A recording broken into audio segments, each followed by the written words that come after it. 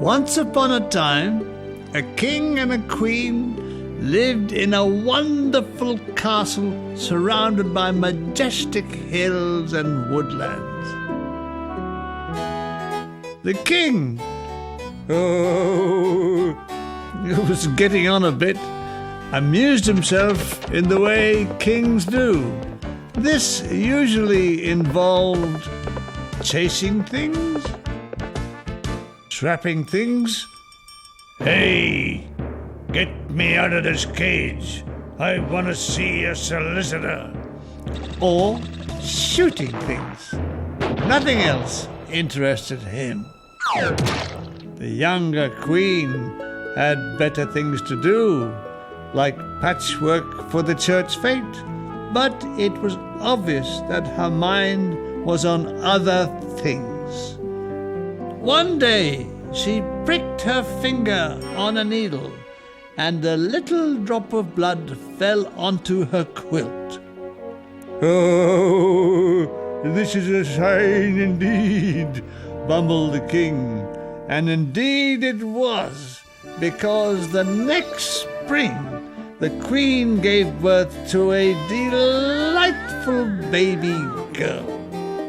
For some obscure reason, they decided not to call her Raylene, but Snow White instead.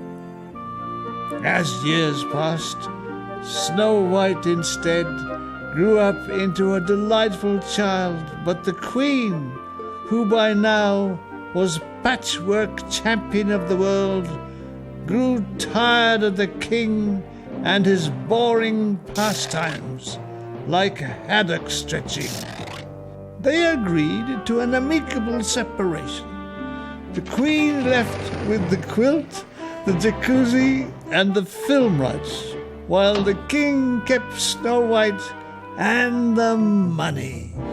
But soon he was bored and lonely, and spread word that he would like a new wife. Auditions would be held shortly. Oh, she must be as beautiful as my daughter. A fact that did not deter a certain witch who lived in Pays-d'Envois. A lift here, a tuck there, yes, that might do it. But all attempts to look young and beautiful seemed to end in failure, and so she found herself outside the Harley Street clinic of Dr. More Money, plastic surgeon and second-hand car salesman.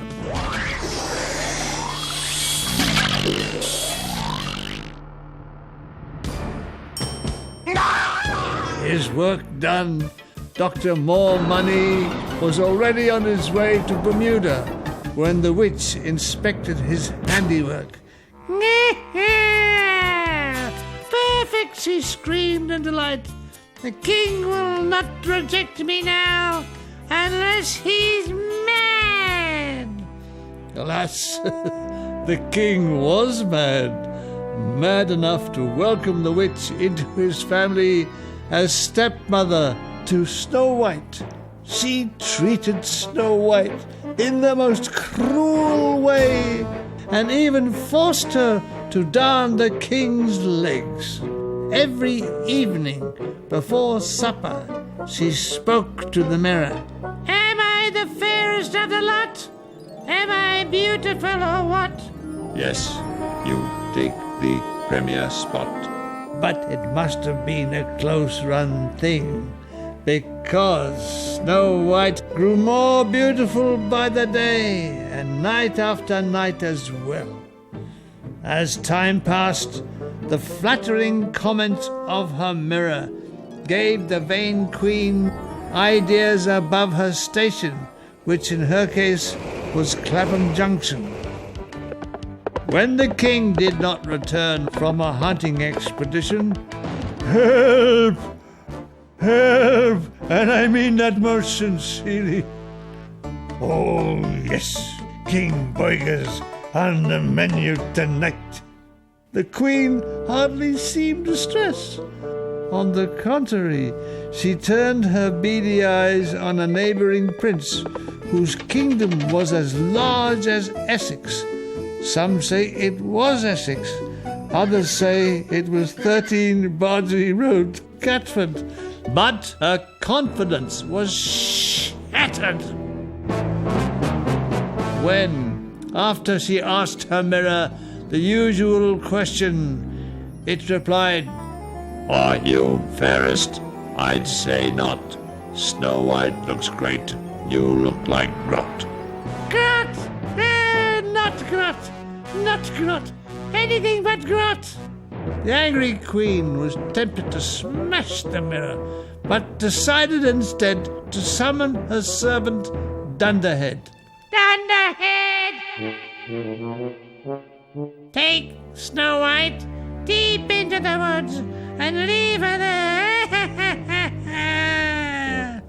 Oh, but the wolves may eat her up. Exactly! But Dunderhead didn't have it in his heart or his head or in his trousers to treat Snow White this way. Let's face it, he just didn't have it. Instead, he led her to the giant's cave. You'll be safe in here. My daddy wouldn't hurt a flea. Peace by, far is Dunderhead, my dimwit son. Hello, Daddy. I brought you lunch. I thought you said you wouldn't hurt a flea. I won't. I only eat princesses. Oh, Dunderhead, please help me. But when she turned around, he was gone. If Snow White couldn't beat the giant for strength, maybe she could outwit him. But then, who couldn't? You're a very good-looking giant. I suppose everybody tells you that. No. Haven't you seen yourself in a mirror? No. Have you got a mirror? No. Well, I could go and get you a magic one. And so she shot off, leaving the mesmerized giant to his daydreams and his piles. Snow White had no intention of going back to the palace, but as night time drew in, she got quite lost in the forest. She was very scared being alone. But was she alone? Just as she was despairing, she saw the welcoming lights glowing from a little cottage. Oh, safe at last!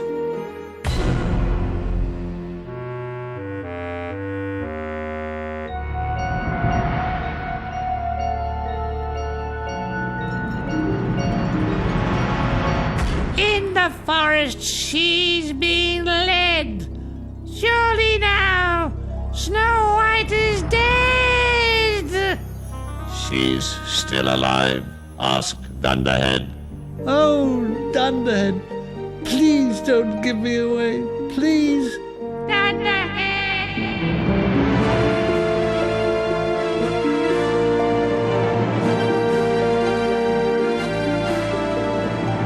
Will Snow White find safety, happiness, and a decent night's sleep with a family of goats?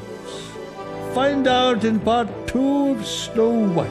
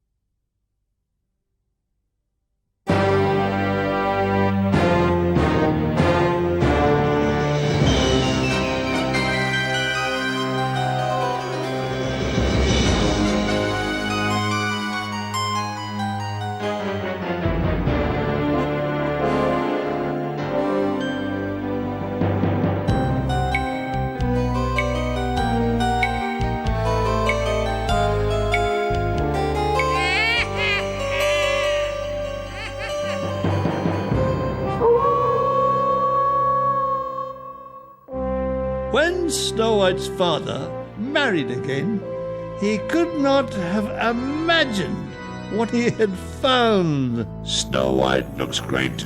You look like Grot. She commanded Dunderhead to take Snow White and leave her to the wolves. Snow White escapes to find safety in a little cottage owned by a family of goats. We are a family of goats. A welcome here you're sure to find, as sure as oats is oats. We won't mind if you're boy or girl, or weak or poor or rich. The only folk not welcome here, a giant, wolf or witch. Oh, Snow White. Oh, I'm so sorry. You see, I'm trying to hide from somebody, and I thought I'd be safe here. Please don't give me away. That's okay. We won't. We could do with a bit of help around here. As she washed up, she told them her story and how her mother had left home, how her new stepmother had a face like a sack full of spanners, and she's got this magic mirror, which she thinks makes her beautiful. And she's trying to have me killed. Killed? Tut-tut. Our mother left us too. Got on her rickety old bicycle, rang the bell, and was gone. We haven't seen her since. Perhaps she had a puncture. No, she always took a bump. Enough of this drivel. It's the wolf we need to worry about. I'll get him to show his paws at the window. He knows that trick. Back at the palace, the Queen had forced out of Dunderhead some vital information. Name? Well... And that's all you know? Oh, well, apart from leaving her at map reference longitude 55 degrees, 31 minutes out, yes, that's all I know. 31 minutes south. There she is. I shall disguise myself with some difficulty as an old hag and poison that wicked child. For helping me, Dunderhead, I shall reduce your sentence from 2 years to 4. Oh, duh.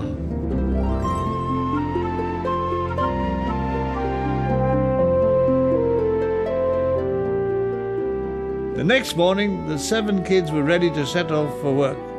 Remember, don't open the door to anyone, especially wolves or witches or giants. Don't worry, I won't, said Snow White. The 7 kids worked at a nearby bed factory, testing the mattresses against elephants. Meanwhile, the Queen arrived outside the cottage, but fell down a mine shaft left by a previous filmmaker. Well, it worked before. It'll work again. Hey, open up there. It's your loving mother. Have I got a present for you? It says here, I'm not to let you in, even if you show me your paws. That's another story. In this story, you say, let yourself in. The door is not locked. Avoid the dead effect. I'm sorry. Would you like a little sweetie, little girl? Shall I help you with the washing up? Can I sweep your chimney? Oh, this is gonna take some thought. I thought I said, Hello, little girl. Did that nasty wolf try and hurt you? Let me in, and I'll make sure he won't trouble you again. oh, thank you, old lady. How kind you are. And how stupid you are. My. What a big nose you've got. Here, child, you must be hungry. Have a nap. I'm hungry, all right. That horrid stepmother never feeds me. Have a nap. And she's ugly. Have some apple juice. Oh, thank you, old lady. Sweet dreams. Sweet dreams. When they found Snow White, The goats were horrified. seeing the empty glass, they guessed what had occurred. So they put her on a bed and made her as comfy as they could. Back at the palace, the queen was so pleased with her day's work. She invited her paramour, the prince, to a cozy candlelit supper. How is Snow White these days? Snow White is very peaceful these days. She is everything I desire, sweet and charming. Ugly, very ugly. I am the fairest, not ha. The mirror said so. Ha ha ha ha. Then I will find her, take her to my palace, and marry her. If you do find her, she'll be a bag of bones. But the queen had forgotten that the prince had been in the navy, and navigation was his strong point, his only strong point.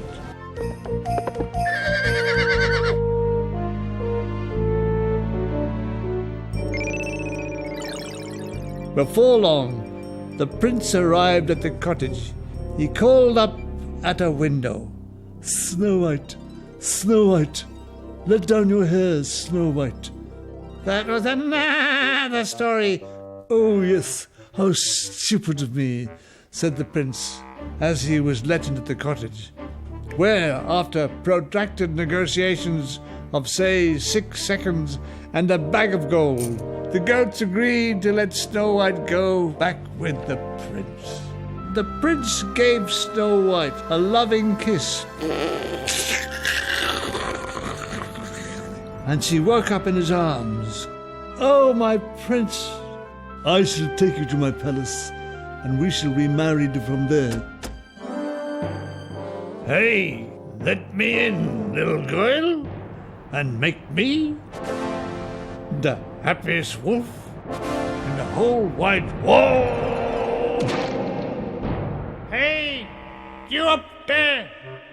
Chuck down a pickaxe and I'll start digging coal. Hurry! Hey, get me out of here. A few days later, the queen was breathing herself when an invitation arrived. You are invited to the wedding of the prince, the Snow White. P.S. Please wear a paper bag over your head. You swine! Mirror, mirror, tell me straight. Is she dead, or what I hate? The news for you is not that great. She's at the altar. Do not be late.